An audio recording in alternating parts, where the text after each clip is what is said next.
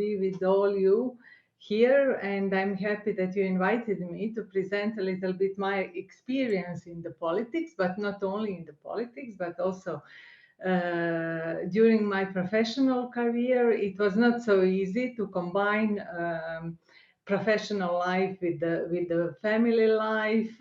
It is always a question for all of us, and challenge actually for all of us, especially women, even though I would like to see also men have that as a challenge to combine family life with the career. And I hope that more and more we will see that it is also challenging not only for women but men. In my case, I was very happy because I had support all the time from my husband, and thanks to him, actually, I was able to devote a lot of my time to my professional development and my career and learning. All the time I learn something, and then work till late during the day, late evening, late night, and also during the weekends. So it's always like a lot of things to be done. And I think that this is exactly also one of the obstacles for many women, not be able actually to devote a lot of time to career, and especially politics. When you are in politics, then you have to attend different meetings at different levels. It takes a lot of time, and it's really not so easy.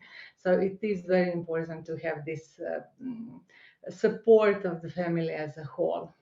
But of course, we will have opportunity to talk about all this later. So this was just like a short introduction on what I was working, and to tell a little bit more about myself. You will see from the first slide, so you can only move it one slide further.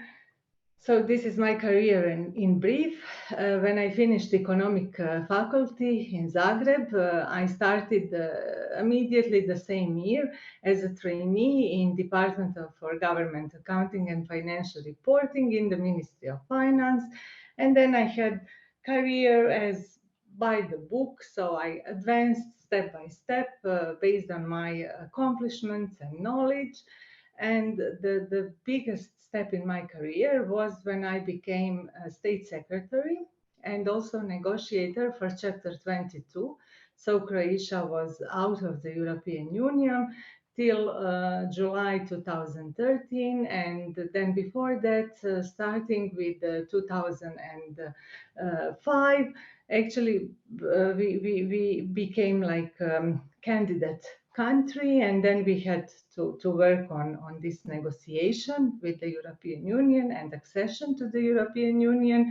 And in 2008, I became not only a chief of one chapter, but also deputy chief negotiator.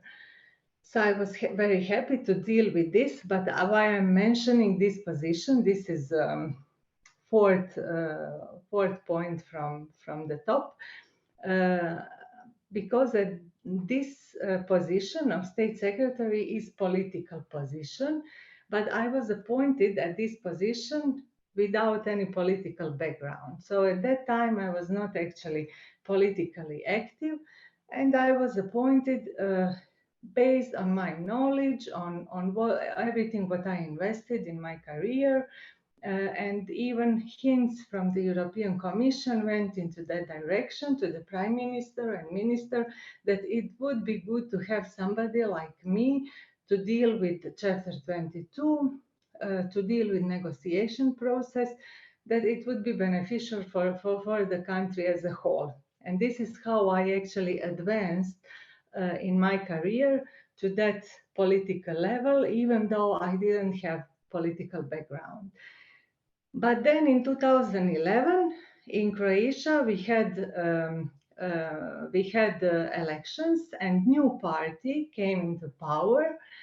And then that new party, which formed the government, they actually somehow behaved like all people who were in the Ministry of Finance at that time, and especially people at the political positions belonged to previous party, and somehow they didn't want them.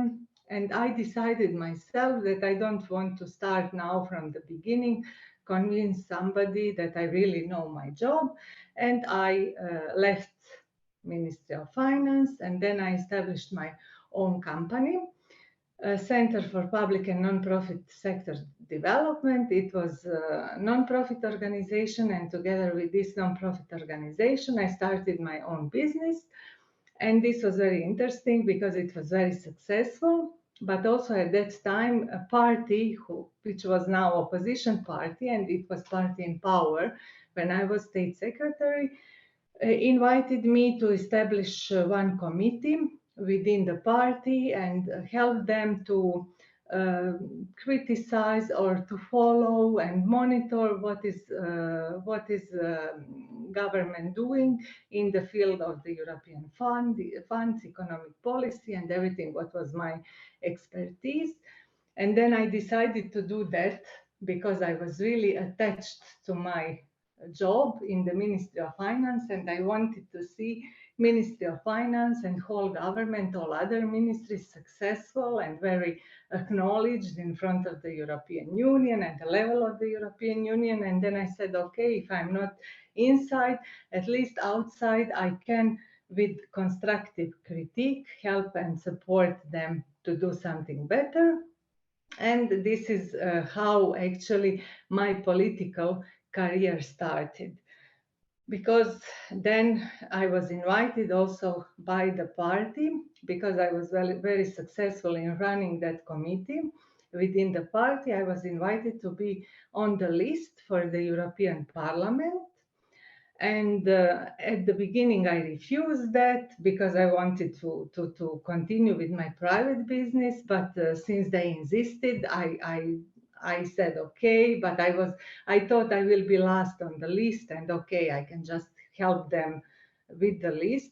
But no, they put me very high, and this is how I became in 2013 member of the European Parliament. So in the European Parliament, we don't have a lot of female members. At that time, you will see in some of the later slides that still this proportion is going a lot towards the men. And this is why I was actually very happy and proud. And as a member of European Parliament, this is purely political position. But again, I was in the committees which were connected with my professional knowledge and background. And then, of course, always with a good knowledge, you can act more, you can change a lot, you can be more proactive in a way that then you really push your ideas and fight for your ideas and so on, because you have a lot of arguments in your hands since you have that broad knowledge. So for me, it was very, very good and successful period. I published several books, started also my monthly magazine at the European Parliament, as I also started that during my during my private business in the Center for Public and Non-Profit Sector Development. So basically, somehow I all the time combine my professional knowledge with this political environment when I started my political career. But in politics, it was a little bit different in a way that I really had to join different political meetings, parties meetings. It was really very, very time consuming, let's say like that. So I had to really participate at local, national level, at the level of the EU. So it really took a lot of my time. And then, of course, you don't have time to completely devote to professional development, and not to talk about family. So you have to choose between something. And so it was not so easy, as I said at the beginning, thanks to my husband, because during all this period, I got first one daughter, then second daughter, third daughter, and then the first one, I think, suffered the most because at the beginning, I was still learning, working, doing different things, writing articles, giving different presentations, participating in different conferences, traveling all over the world. And she's now all the time still blaming me because I never played with her different games and these kind of things. I didn't participate during different concerts. She had manifestation of children. She hadn't these kind of things. So she's a little bit angry. But okay, now as she's getting older, she's better and better, and she understands a lot how difficult this was for me. Now, at this moment, I'm a member of the European Court of Auditors.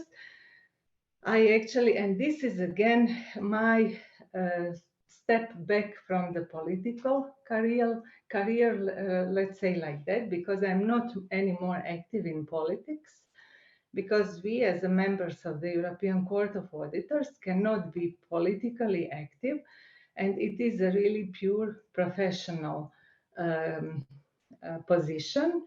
And I got this position because I decided actually to move from the politics, even though my colleagues asked me, am I sure that I don't want anymore to, I don't know, go on the field, talk with the people, you know, present them different things and run for different positions and these kind of things. But even I was present for a short time. Somehow I felt that I don't like to repeat myself, you know, to all the time talk the same things in front of the people. If I don't see like a huge changes, huge jump, which I can show them, then I didn't want actually to really again deal with the same. And this is why I actually decided to join European Court of Auditors, and I had all relevant qualifications for that, because during this my professional career I also got not only master degree on accounting, auditing and finance, but also internationally recognized certificate and diploma in auditing. So basically I consider myself as a good candidate for this position. And then I was supported also by the Croatian government, parliament and European Parliament. And now, as of 15th of July 2019 till now, probably till 15th of July 25, I will be in the European Court of Auditors. So this is in brief about my career. I know that we are a big group and I cannot, of course, see you because you are all you all stopped your video, so it's not the same as when we are together in the conference room and then can talk together and communicate, and you can ask me different questions, because at this moment I would like to ask you if you have some questions. I'm glad to answer before I continue. So how we usually do it, we have students, they're all muted now. So if anyone wants to raise their hand, just maybe add a comment, add a question, feel free to do so, and I will unmute you. So we currently have 140 students, so feel free. Okay, we do. Bayrimu, go ahead.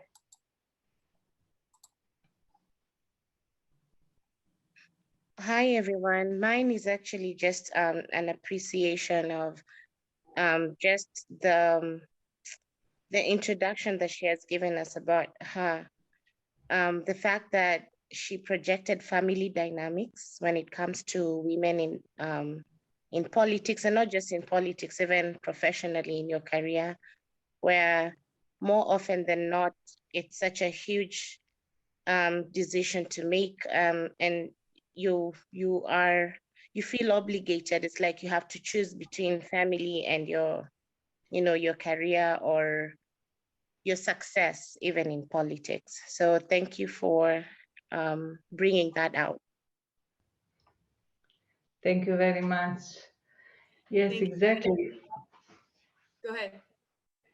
Yes, exactly. It is very difficult and it is a choice. And then, as I said, I have this problem still with my oldest daughter. To others, probably during the time, then I learned more how to combine both. And then two others are more happy with everything. But the first one suffered a lot. And it is important, really, this support from the husband side and the whole family. It is very important, but especially husband, because if he doesn't understand, I was thinking once what I would do if he actually didn't understand. I don't know, the solution would be to divorce, but this is not solution and this is not good. But I would definitely not be able to really choose to then devote myself so much to the work and to all these learning things. As I said, I got in the meantime not only master degree but also this internationally recognized certificate and diploma, all the time learning, writing a lot, participating in different events, traveling all over the world. So it was, and it is still very hectic. Now we can see the next slide. We actually have one more question, so I'm just going to go ahead and unmute Stalin Balayo. Go ahead, and then we can move on. Thank you for the chance. Congratulations, Ivana. What struck me was when you said that you didn't have a background in politics, and when the chance presented itself, you stepped up for it. And I thought of my own self and my journey. I previously worked for a bank and worked for a political party at the same time. I used to work night and day. But navigating some of the, how would I put it? Some of the, for lack of a better word, landscape is very challenging, because I started off wanting to run for office, but because of some of the cultural, socio-cultural setup in Kenya that stand in the way of a woman, I decided to do my pupillage because I'd studied devolved governance. So I wanted to see how a party works. And so I served as a commissioner on one of the boards. But that was not sufficient for me. My target was to be in leadership.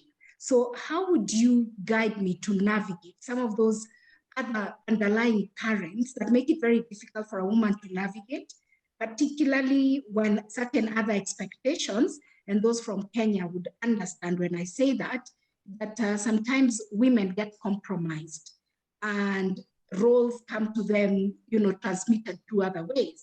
So how would I navigate, given that already I have some experience working for a political party?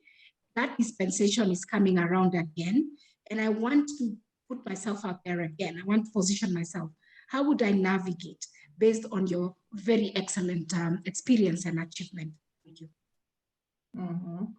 Yes, thank you very much, Sally. This is very interesting, and it is not, it is extremely challenging and difficult, because women in politics face different barriers. So one is this combination private and professional and politics. And then another is exactly this, what you pointed out, the perception of the society, perception of the people, perception of the colleagues in politics, high expectations which are put in front of the women, because many research actually prove and show that people will easily forget something said by the man, but when woman does something what is wrong, what is not completely perfect, then you pay the price. And this is really not fair, but it is still present all over. So it's in all countries, we all face with that, and it is really not easy to face all this. But you will see now in some of the further slides, because we will now go more in detail about women and politics and all challenges we are facing. So maybe this second slide is not so important, but we can just quickly go through. So many pluses and minuses, and you are very, very active in politics. It is always but. You may travel around the world, but you will barely have any leisure. You can do good for your country, but people may not always understand your decisions and this kind of things. But now, before proceeding with exactly this, Sally, what you asked, we will have one small exercise for all of you to see what will be the result of small pool. So we can go, Julia, slide further and have first pool. Yeah, exactly. So basically here, first question for you, and then we will discuss these barriers for women to join politics, because this is exactly, Sally, what is bothering you, and what was also my challenge and my problem, and all of us actually are facing with this. But now let me see what is your feeling. You have 6 possible choices, and each of you can choose 3. And then we will see the results. So in your opinion, what is the main barrier to women joining politics? Don't want to fight with male colleagues, don't have enough time, unequal family responsibilities, as we discussed, lack of ambitions, violence directed at women in politics, gender roles and stereotypes, lack of networks, and female role models. So you can mark 3 out of these 6.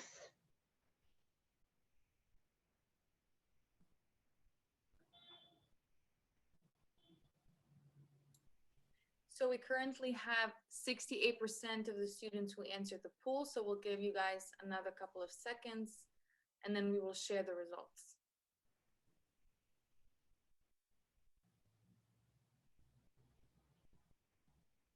All right.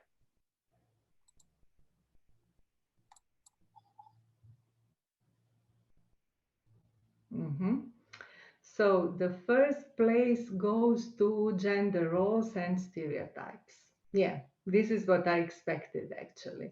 And this is really, this is the problem, because you know in advance that people don't expect you there.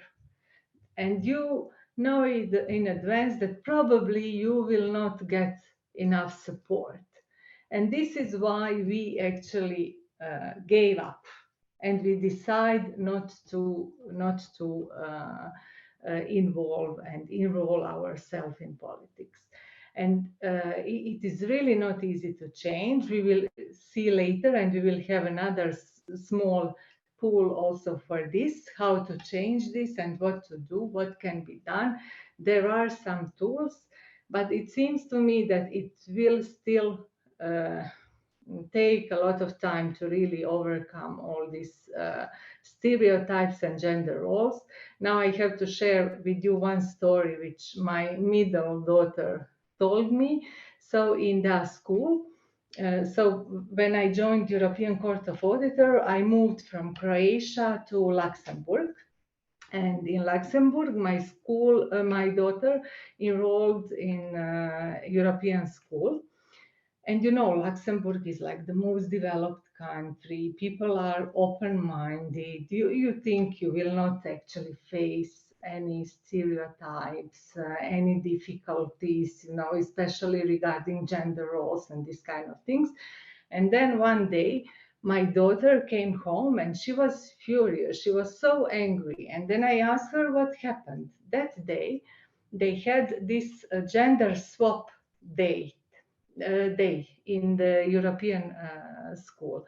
So basically, this is the day when all girls come to school and as a boys, so they put different clothes which boys normally wear, and then all boys as a girls. And then she came so angry, and she said 90% of boys came as a cook and cleaning ladies.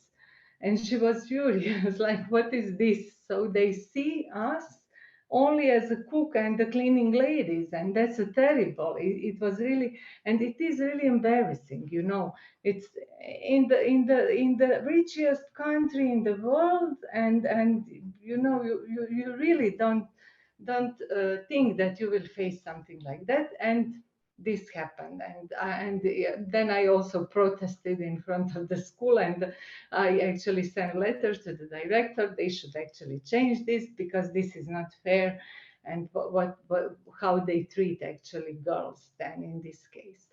So it's and then can I see again the results that we see, because this is yeah.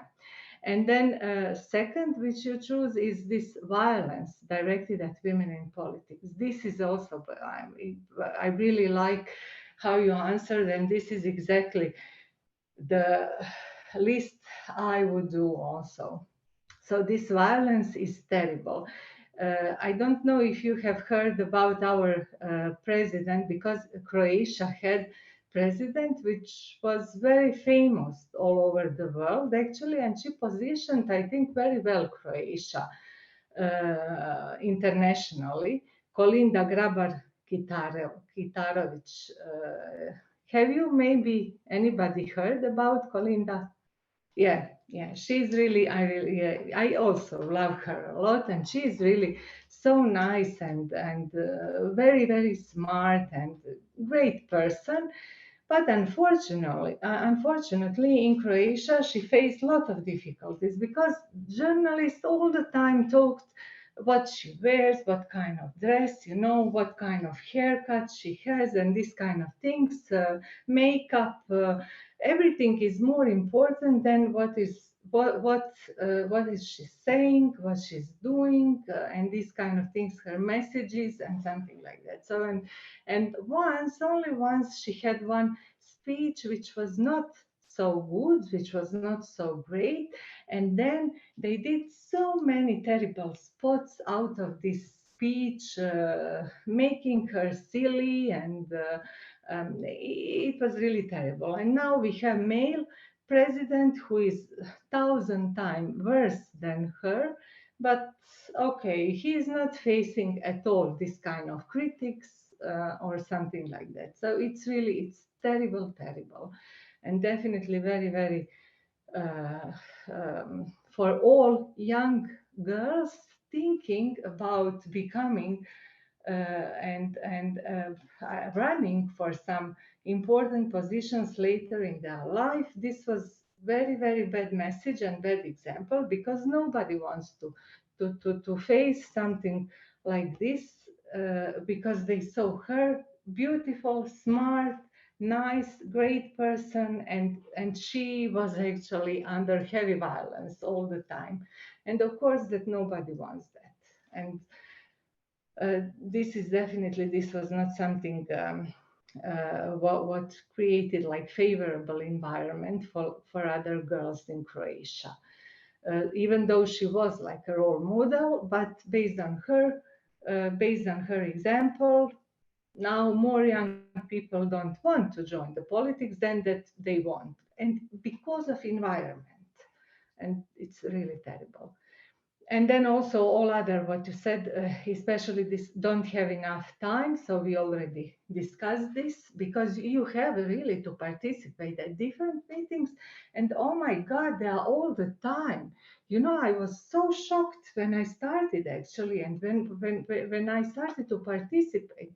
So it's not like once per week or something like that, but every day you have something at local level, at this regional level, national level. You are all the time, you have to be present all the time. So many different meetings, so many different committees on different topics with different, and then it's really, it's unbelievable. And then celebrations, different kind of celebrations all over. So if you want to be successful, you have to be present, and it's really not easy. And for men, for them, it's like, okay, it's free time.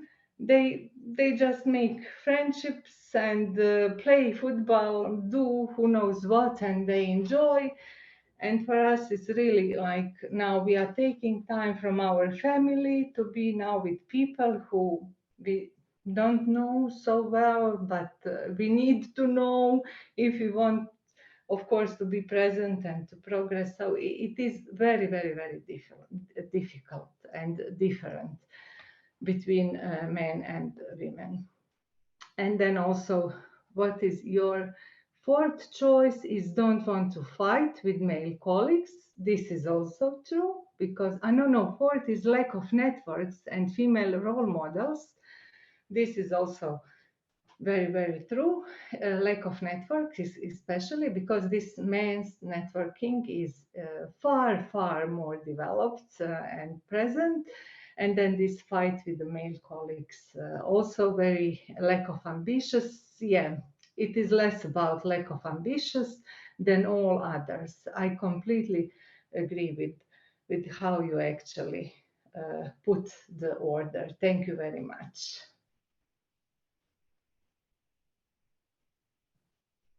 So now you can see also from these common barriers, everything what was in the pool is also part of this, and these are all, now this is from theory, but actually you all know that very well. So barriers that block the supply of women entering politics. Then we have barriers limiting demand for women candidates, and the last one is institutional barriers, the way the electoral system itself is set up. This is also very important. So we can proceed, Julia, because we don't have a lot of time, and I would like to show other slides. So here you can see also different statements by the women in politics. So they all say that it was really not easy being female and mother, evenings at home rather than at meetings. This is true from Estonia. Being a woman might be an obstacle for further advancement, also getting a minister's post or something like that. Politics is still definitely real men's world. And you can see that all these women are from different countries and have very similar experience, seeing that it is for a woman, for women, very problematic to actually be successful in politics. So we can then proceed. These are three very famous ones. Do you know all of them? Some of them? Which one is the most familiar to all of you? Angela Merkel, exactly. So Angela Merkel, now she's at the end of her, yes, Christine Lagarde, yeah. Christine Lagarde, she is now at head of European Central Bank, and she was head of International Monetary Fund. Angela Merkel, German Chancellor, not anymore now as of December, because they had elections and now they will have male Chancellor. And the first one is Ursula von der Leyen. She is president of the European Commission. So we have president of the European Commission, president of the European Central Bank, and a prime minister chancellor in Germany, but unfortunately now just few more days. Yeah, so this is about role models. So we have some role models, but still just, it is so limited, so few of them, and it's such a shame and such a pity. Unbelievable. And now when we see share of women in EU institutions, now you can see, Julia, you can put one enter more. Yes, now you can see European Parliament, I mentioned, below 40% women, European Commission, but this is at the level of the commissioners, and this is because the goal of Ursula von der Leyen, she is president, her goal was to have 50-50. And she actually said to all member states that those member states who will give a woman as a candidate will got better portfolio. And then the member states were motivated to nominate women, and the result is 30 women and 14 men, which is very good. European Court of Auditors, where I work, only 30% women, so it is still, but it is still about member states and whom they will candidate. So it's a pity that we still don't have more women, even though European Parliament all the time calls on member states to, because European Parliament has to confirm the candidacy, and they all the time calls on member states to send more women candidates. Court of Justice, very, very little women, just 23%. It's very low and has to be changed. And look at this European Central Bank Governing Council. The same is with any other financial institution, and this is terrible. Always below 10% are women, and this is complete. This financial sector is really still completely in the hands of men. So unjust. So now at national level, also at national level, we have very, very similar situation all over the Europe, more men than women. Then just a few member states have more than 50% women in their national government. So at the position of the ministers, we have only 5 member states with female prime ministers, but Germany just now a few more days. We had now recent case of Sweden, where prime minister was a woman, but only for 7 hours. So it's really, and then one member state has a female president, it's Greece, and then at the local level, at the level of mayors, 85% are men all over the Europe. So it's really for Europe so low, but and then the rest of the world is even in a worse situation. And now we have another pool, very important.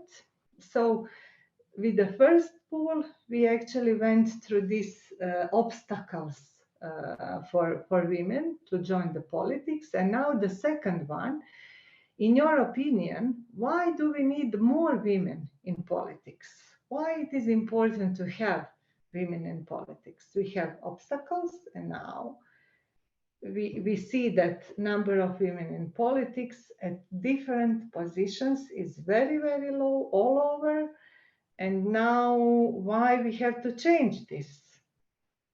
Is it because of women institution and emotion, intelligence, decision-making, way of how they decide on different things, sense of justice, honesty and zero corruption, democracy?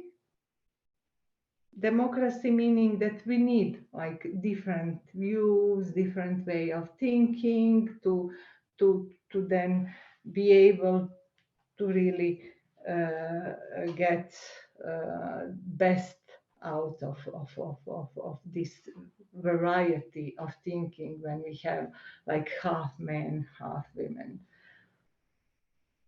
You can again choose 3 out of 6.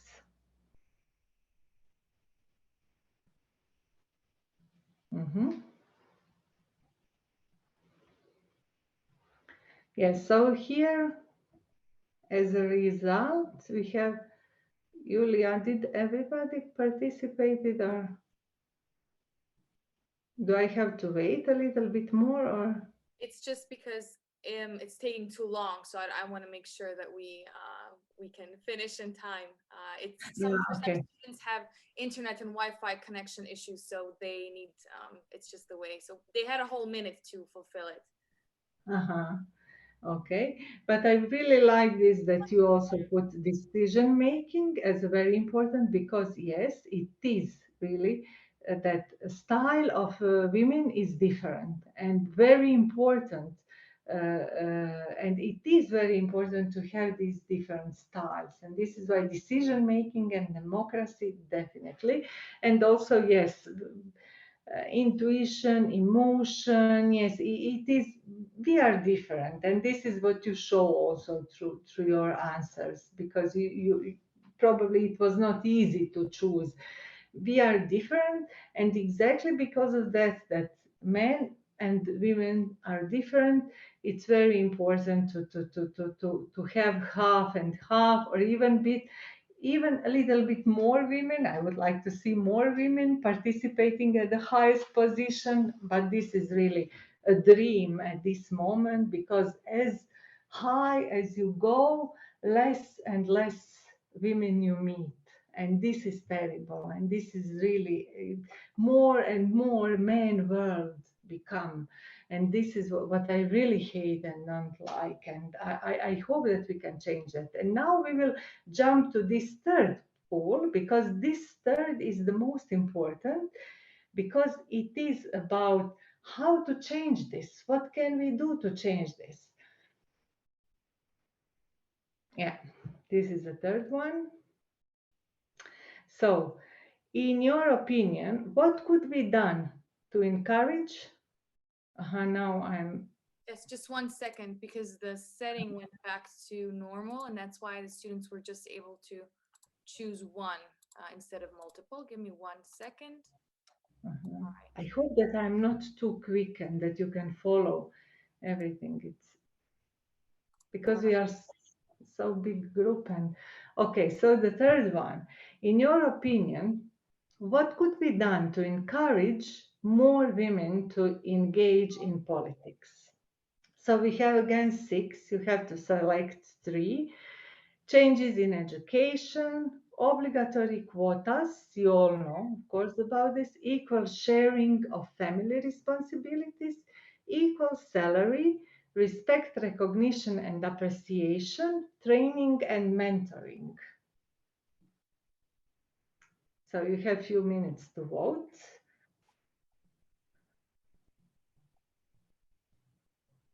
I will take the time real quickly. You really inspired me with what you said about our president, because it is literally what was triggered in my mind. I remember when she had her first day in office, it was like such a big day for the country, first female leader in that sense. And I remember thinking, wow, maybe this is something that I will do one day. But then everything that has happened to her career, and I didn't think about this before you said it, but it actually did influence my way of how I saw women in politics. So that's a shame. And thank you so much for bringing that out. Yeah, exactly. And it's one really terrible example, because we need a role model. But when something like this happens, then you see, like, we have this society which is still not ready to accept women, and if you are exposed, you suffer, and it's terrible, and it's something what I wouldn't like to happen to me or my daughters, or and it's really unbelievable what society we are at this stage in 21st century. This is unbelievable. And and I thought this was such a big step for the general society, but as you said, it's just almost, they were just not ready for it. Talking about her weight, whether she lost 2 kilos or gained 2 kilos. I mean, no one has talked about whether she was, good, doing well for our country in the public eye when she was going to the United States and to all of these countries that she was traveling to. And I mean, students here in this class know about her, and they are all over the world. I mean, in Africa, in all parts of the world. So she did a good job with promoting. I'm sure that they don't know about Milanovic. Yeah, exactly. All right, I think we're ready to share the results.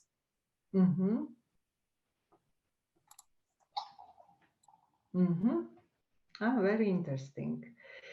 62% respect, recognition, and appreciation. I completely agree. And this case of Colinda really showed this.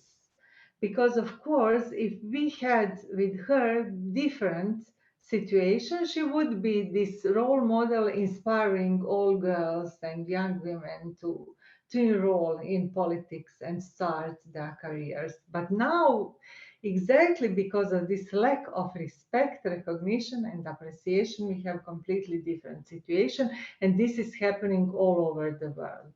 And exactly, this is, yeah. Thank you for this, because we all share the same. No matter where are we coming from, but we yes, we strive for the same, and we really we would like to see the same, but this is still a huge battle in front of us. Yeah. And then another, training and mentoring, exactly, very important, because we feel, of course, that we have to learn more how to position ourselves, to train more. But I think that it is important to change actually society, but what is not easy. This is why you put changes in education at fourth place. I would put it very, very high, because this changes in education from the very, very beginning, starting with kindergarten, explaining that we are equal, that you cannot give your daughter to cook for your son, and then that it is completely fair to be opposite, that he prepares something for her, that she cannot, in the family and in the school, that girls are not the one who should, I don't know, collect everything and make all toys in order, and boys are just playing and this kind of thing. So we have to start from the early age, not only in kindergarten and schools, but also in our families. This is extremely important. This is what will change our society. This is what will give us then in future respect, recognition, and appreciation. We are all mothers, and we can influence our children, and we have different gender in the family. We have to treat them equally, so everything has to start from us also. This is why this education for me, and not only formal education but also in the families, is extremely important. But of course, training, mentoring, respect, this is all important. Equal sharing of family responsibilities, extremely important. We discussed that from the beginning, like I wouldn't be able to do anything without support from my husband, and equal sharing. Even in my case, it was more on his side. So he invested more time for the family than myself. So it's really, it is very important, equal sharing. Obligatory quotas. Now I would like to hear from some of you. Why do you think that obligatory quotas are not so high at this list of priorities?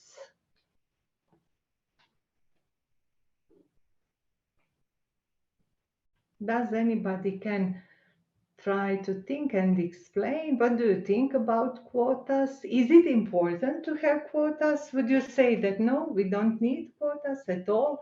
Like this obligation that on the list we have half, or at least 40% women, and then 60 men, even though I don't like that, I would put 50-50, but they always put 40-60. It's Daisy, you want to go ahead? We have a lot of hands. Yes, thank you. Regarding the obligatory quotas, I think it's not high up on the list because there's a perception that having these obligatory quotas or coming in through the quotas is sort of like being given. So you're like a lesser MP. And we have, especially in Kenya, there's been this perception that it's free things, or you are considered the girlfriend, or you exchange some sort of unsavory favors to get to where you are. So you're sort of like not an equal member or equal representatives. However, we have found that obligatory quotas have worked to increase women's participation For instance, in Kenya, we have 47 seats that are exclusively for women, and you cannot vie except that you are a woman. Now, what that has done is that it has forced communities where women would never have been elected to actually get elected members. And not just the 47 women, but also obligatory quotas at the county level, whereby even if they're not nominated, even if they're not elected, they will be nominated. So they're very useful in enforcing representation of women. But a lot of people don't see it as a fair thing. And it seems to me it's only with women that it's seen as something that is a favor that's being given, because nobody says anything about men when they have nominations. But for women, it's like, it's unfair. They did something unsavory, slept their way up the ladder, that kind of thing. So a lot of people shy away from the quotas. They prefer to be validly elected, validly in quotes. Over. Mm-hmm. Mm-hmm. Thank you very much, Daisy, for sharing this, because yes, this is actually way of thinking. Also, when we discussed these quotas in Croatia and in the European Parliament, this was like, okay, then because we don't feel comfortable with these quotas. But then on the other hand, if you don't have quotas, then women don't have at all any opportunity to be put on the list. And this is because if we don't push somehow and make and force this main world to give a little bit more space to women, then it will never happen. But even with quotas, they then tend to find way how to blame us, blame women, why actually we are on the list only because of this requirement, not because of our qualification, knowledge, competencies, and these kind of things. And it is a huge struggle. It is a huge struggle.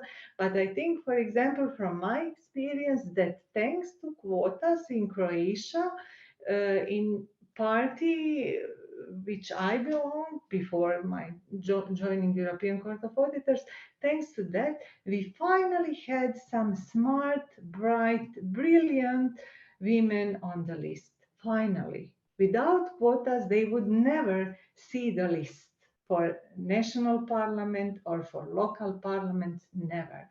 So I see, but you are right. They actually suffered from this accusation that they are on the list because they are women, even though they are, in my opinion, hundreds times smarter than male colleagues on the same list. But it's really, it's again terrible fight for us, very difficult. Yeah. We have a lot of hands up. Maybe, Ivana, are you done? Should we just do maybe one or two questions? I know you have to go. Yeah, yeah, exactly. One more question. Mm-hmm. Okay, perfect.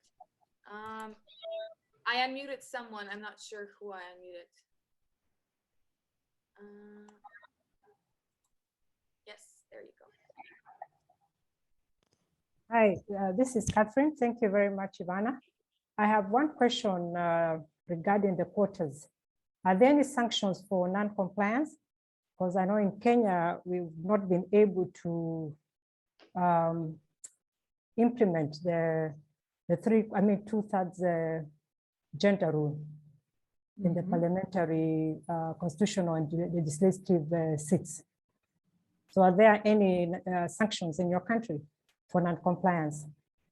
Yeah, we also have sanctions. We have sanctions for non-compliance, and then, but many parties are actually ready to pay fees, and they still don't have this social sanction in a way that then voters don't want to vote for these parties.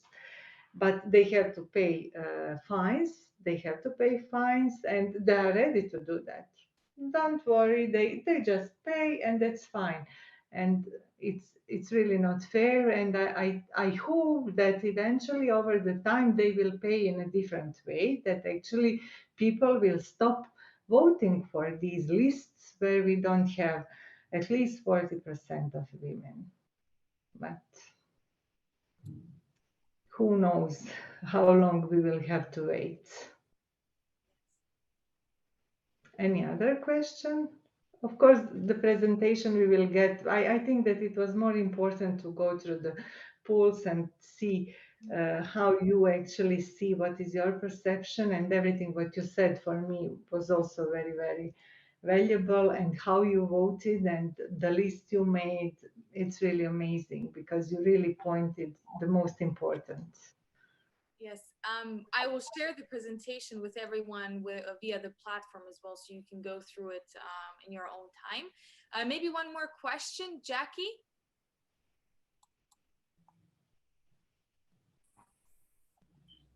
Thank you very much for the presentation. It was a very powerful, real experience of what women are facing globally. I liked how you actually detailed the things that were of key advantage for you. You mentioned putting your best foot forward, which was your career that got your huge participation. You mentioned about the family support. You mentioned the need to balance and the challenge. You also mentioned the different trade-offs, which you looked at. I have 3 questions. One of it was, how did you go about lobbying within your committees and the political parties? Because at the end of the day, effectiveness is about people participation and going and supporting you with your idea and concluding what your agendas are.